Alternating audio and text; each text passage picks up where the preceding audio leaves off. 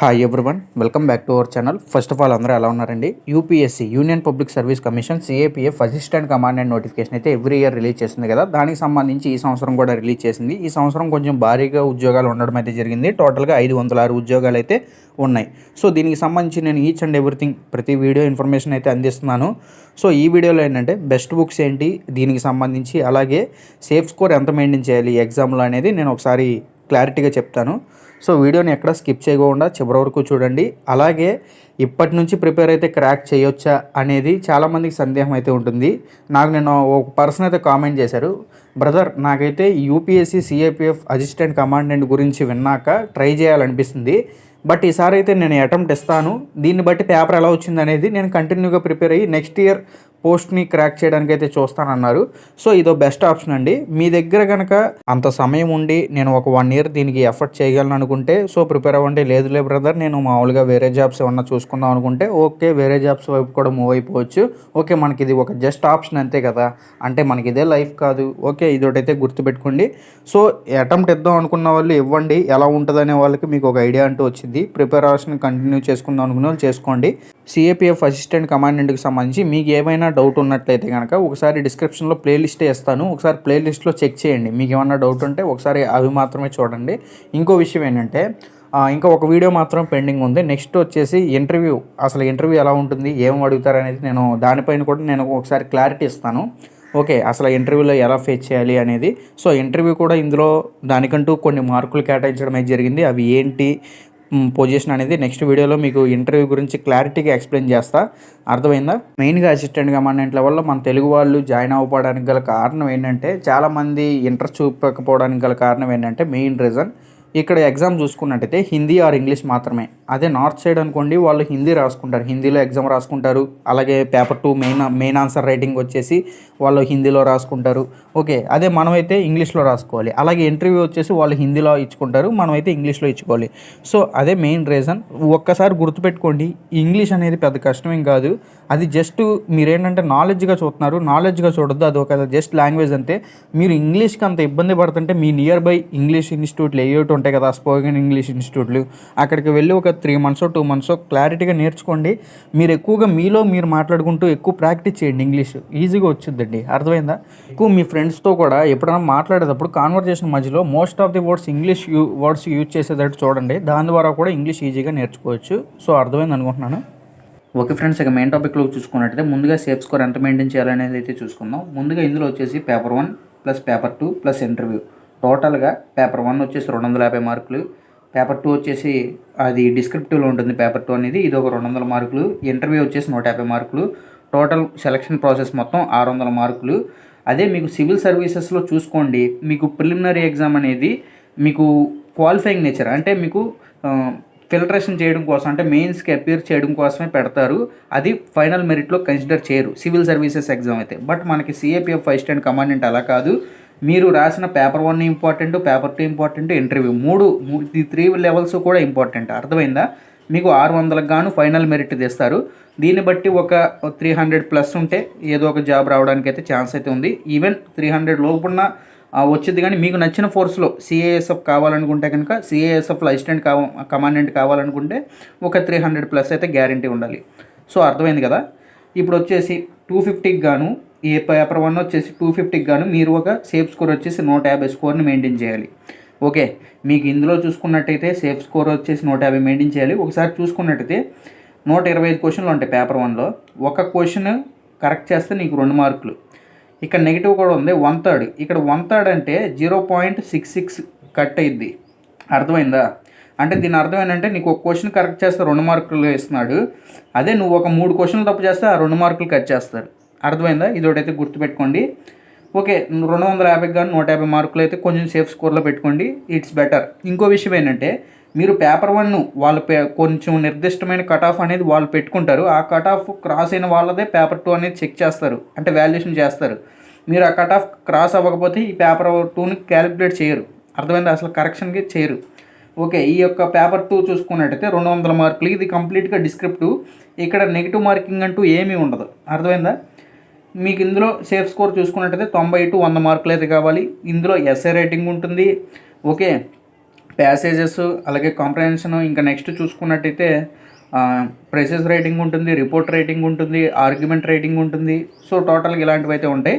ఒక 90 నుంచి 100 వరకు ఈ మధ్యలో చేసుకుంటే చాలా బెటర్ 200కి గాను. నెక్స్ట్ వచ్చేసి ఈ పేపర్ 1 అండ్ పేపర్ 2 రాసినప్పుడు మీరు క్వాలిఫై అయిన దాన్ని బట్టి ఫిజికల్ ఈవెంట్లకి అయితే పిలుస్తారు. ఆ ఫిజికల్ ఈవెంట్లకు కూడా క్వాలిఫై అయినట్లయితే మీకు ఫైనల్గా ఇంటర్వ్యూ అయితే ఉంటుంది. ఓకే, మెడికల్ టెస్ట్ కూడా ఉంటుంది. మెడికల్ టెస్ట్ డాక్యుమెంట్ వెరిఫికేషన్ చేసిన తర్వాత ఇంటర్వ్యూ చేస్తారు. ఈ ఇంటర్వ్యూ చూసుకున్నట్టయితే 150 మార్కులకు ఉంటుంది. ఇందులో సేఫ్ స్కోర్ వచ్చేసి 100 స్కోర్ చేయడం అయితే బెటర్. ఓకే, మీకు ఇంకో విషయం చెప్తున్నాను. మనకి ఎవ్రీ ఇయర్ జనవరి, ఫిబ్రవరి ఆ మంత్లో సివిల్ సర్వీస్ ఇంటర్వ్యూస్ ఉంటాయి కదా. ఆ సివిల్ సర్వీసెస్ ఇంటర్వ్యూస్ అయిన తర్వాత ఈ ఇంటర్వ్యూస్ అయితే కండక్ట్ చేస్తారు. అర్థమైందా? సివిల్ సర్వీసెస్ ప్యానల్ మెంబర్స్ ఎవరైతే ఉంటారో అదే యూపీఎస్సీ ప్యానల్ మెంబర్స్ వాళ్ళ ఆధ్వర్యంలోనే మీకు ఇంటర్వ్యూ అనేది ఉంటుంది. సో ఇంటర్వ్యూ అనేది ఎలా ఉంటుంది అనేది నేను నెక్స్ట్ వీడియోలో క్లారిటీగా ఎక్స్ప్లెయిన్ చేస్తాను. ఓకే, ఇప్పుడు ఒకసారి మార్కులు క్యాలిక్యులేట్ చేసుకున్నట్టయితే మీరు ఓకే ఇక్కడ 150 మార్కులు వచ్చినాయి అనుకోండి. 150, ఇక్కడ ఒక 90 మార్కులు వచ్చినాయి. 150 + 90 240, 240 + 100 340. 340 అంటే ఇది చాలా బెటర్ స్కోర్. అర్థమైందా? ఈవెన్ టాప్ 100లో ఉంటారు మీరు. ఓకే, టాప్ 100 కాదు కానీ టాప్ 50లో కూడా ఉంటారు. ఓకే, ఈ 506 పోస్టుల్లో మీకు కనుక ఈ 340 వచ్చిందంటే టాప్ 50 ర్యాంకర్స్లో కూడా ఉంటారు. అర్థమైందా? ఇదొకటైతే గుర్తుపెట్టుకోండి. ఖచ్చితంగా ఒక 300 దాటేటట్టయితే చూసుకోండి. అర్థమైందా? ఇక నెక్స్ట్ బుక్స్ గురించి ఒకసారి చూసుకున్నట్టయితే బుక్స్ అనేవి మెయిన్గా చూసుకున్నట్టయితే మీకు ఎన్సీఆర్టీస్. ఓకే, మీకు యూపీఎస్సీకి ప్రిపేర్ అయ్యే వాళ్ళు ఎవరైనా చూసుకోండి. మీకు సిడిఎస్ ఎగ్జామ్ కావచ్చు, సివిల్ సర్వీస్ ఎగ్జామ్ కావచ్చు, సిఏపీఎఫ్ అసిస్టెంట్ కమాండెంట్ కావచ్చు, ఎన్డీఏ కావచ్చు, మీరు ముందు కంప్లీట్ చేయాల్సింది ఏంటంటే ఎన్సీఆర్టీస్ అండి. అర్థమైందా? మీకు ఎన్సీఆర్టీస్ వచ్చేసి గూగుల్లో ఫ్రీ డౌన్లోడ్ చేసుకోవచ్చు. ఫ్రీ డౌన్లోడ్ చేసుకోండి. ఓకే, మీకు గూగుల్లోకి వెళ్ళి ఎన్సీఆర్టీస్ ఫ్రీ బుక్ డౌన్లోడ్ అని కొడితే మీకు వాళ్ళ వెబ్సైట్ నుంచే డౌన్లోడ్ చేసుకోవచ్చు. ఓకే, దాన్ని బట్టి చూడండి మీకు 50% వరకు కవర్ అయిపోద్ది. ఆల్మోస్ట్ 50% మీరు మార్క్స్ అనేవి గెయిన్ చేసుకునే ఛాన్సెస్ అయితే ఉంటాయి. ఓకే, ఏంటంటే history, geography, polity, economy, ecology, environmental science ఇవన్నీ కూడా 6th to 12th వరకు ఎన్సీఆర్టీలు అయితే ప్రిపేర్ అవ్వండి. అర్థమైందా? ఎన్సీఆర్టీస్ కంప్లీట్ చేసిన తర్వాత నెక్స్ట్ ఇప్పుడు మెయిన్ కోర్సులోకి అయితే రావాలి. ఇండియన్ పాలిటీ లక్ష్మీకాంత్ బుక్ అయితే ఖచ్చితంగా ప్రిపేర్ అవ్వాల్సిన అవసరం అయితే ఉంది. ఖచ్చితంగా మనకి వెయిటేజ్ కూడా బాగానే ఉంది. ఒక మాటలో చెప్పాలంటే దాదాపు 15-16 క్వశ్చన్ల దాకా అడగడం అయితే జరుగుతుంది ఓన్లీ పాలిటీ నుంచే. సో మంచి వెయిటేజ్ ఉంది, మంచి బుక్ అయితే చూడండి. మరి 7th ఎడిషన్ అయితే వచ్చింది లక్ష్మీకాంత్కి సంబంధించి. ఖచ్చితంగా ఇదైతే ఉండాల్సిందే అండి మన దగ్గర. ఇక నెక్స్ట్ బుక్ వచ్చేసి హిస్టరీ చూసుకున్నట్టయితే ఇప్పుడు వచ్చేసి ఈ బుక్ అబ్దుల్ కరీం, ఈయన వచ్చేసి హిస్టరీ ఫ్యాకల్టీ, ఎక్స్పర్ట్ ఫ్యాకల్టీయే. యాక్చువల్గా సేనే బుక్ ఉండేదండి హిస్టరీకి. యాక్చువల్గా హిస్టరీలో సేనే బుక్ ఏంటంటే ఎన్సీఆర్టీ బేస్డ్లోకి వెళ్ళారు. అది చాలా బాగుండేది. బట్ ఏంటంటే తెలుగు మీడియం ఉంది ప్రజెంట్, ఇంగ్లీష్ మీడియంలో అయితే అవైలబుల్ లేదు. మనకు ప్రజెంట్ ఇంగ్లీష్ మీడియంలో కావాలి కాబట్టి సో ఈ బుక్ అయితే బాగుంటుంది అబ్దుల్ కరీం గారిది. ఇక నెక్స్ట్ జాగ్రఫీ గురించి మాట్లాడుకున్నట్టయితే యాక్చువల్గా విన్నర్ పబ్లికేషన్ అయితే మీకు అది ఎన్సీఆర్టీ బేస్డ్లో కూడా ఉండేది. బట్ ఏంటంటే విన్నర్ పబ్లికేషన్ వాళ్ళు ఆ సార్ వచ్చేసి జగన్మోహన్ రెడ్డి ఆయన పేరు. ఆ పబ్లికేషన్ అయితే చాలా బాగుండేది. అందులో చూసుకున్నట్టయితే మీకు ఎన్సీఆర్టీ బేస్డ్లో కూడా క్వశ్చన్స్ ప్యాటర్న్ తయారు చేయడం అయితే జరిగింది మొత్తం ఎన్సీఆర్టీ బేస్డ్లో. బట్ అదైతే ఇంగ్లీష్ మీడియంలో అవైలబిలిటీ లేదు. ఇంగ్లీష్ మీడియంలో అవైలబిలిటీ ఉన్నదల్లా ఇక్కడ చూసుకున్నట్టయితే రమణ్ రాజు జాగ్రఫీ బుక్ అనేది ఉంది. మీకు సిఏపీఎఫ్ అసిస్టెంట్ కమాండెంటే కాదండి, హై స్టాండర్డ్లో ఏ గవర్నమెంట్ ఎగ్జామ్ రాసినా అన్నింటిలో ఉపయోగపడుతుంది. ఇక నెక్స్ట్ ఎకానమీ చూసుకున్నట్టయితే Indian economy Ramesh Singh sir book. ఇది 15th ఎడిషన్ అండి, 2023-24 సంవత్సరానికి సంబంధించింది. సో దీనికి సంబంధించి తీసుకున్న చాలా బాగుంటుంది. ఇక నెక్స్ట్ జనరల్ సైన్స్ గురించి మాట్లాడుకున్నట్టయితే యాక్చువల్గా సిఏపీఎఫ్ ఎగ్జామ్లో చాలా మంచి వెయిటేజ్ ఇవ్వడం అయితే జరిగింది. దాదాపు 25 క్వశ్చన్ల దాకా general science science and technology నుంచి వస్తాయి. సో దీనికి సంబంధించి మీకు బెస్ట్ ఏంటంటే ఎన్సీఆర్టీ బుక్స్ అండి. 6th to 12th వరకు ఎన్సీఆర్టీలు చూడండి. దాదాపు చాలా మంచి స్కోర్ అయితే గెయిన్ చేస్తారు మీరు. ఇక ఫైనల్గా కరెంట్ అఫైర్స్. ఒకసారి కరెంట్ అఫైర్స్ గురించి మాట్లాడుకున్నట్టయితే మీరు 1 year కరెంట్ అఫైర్స్ అయితే ప్రిపేర్ అవ్వాలండి. 2023 ఆగస్ట్ నుంచి 2024 జూలై వరకు ప్రిపేర్ అవ్వాల్సిన అవసరం అయితే ఉంటుంది కరెంట్ అఫైర్స్ అనేవి. ఒకసారి కరెంట్ అఫైర్స్కి సంబంధించి మీకు యూపీఎస్సీకి సంబంధించి ఈ యొక్క అసిస్టెంట్ కమాండెంట్లో ఎటువంటి కరెంట్ అఫైర్స్ ఎలా అడుగుతారనేది కావాలంటే మీకు బెస్ట్ ఏంటంటే యూట్యూబ్నే సజెస్ట్ చేస్తానండి. అర్థమైందా?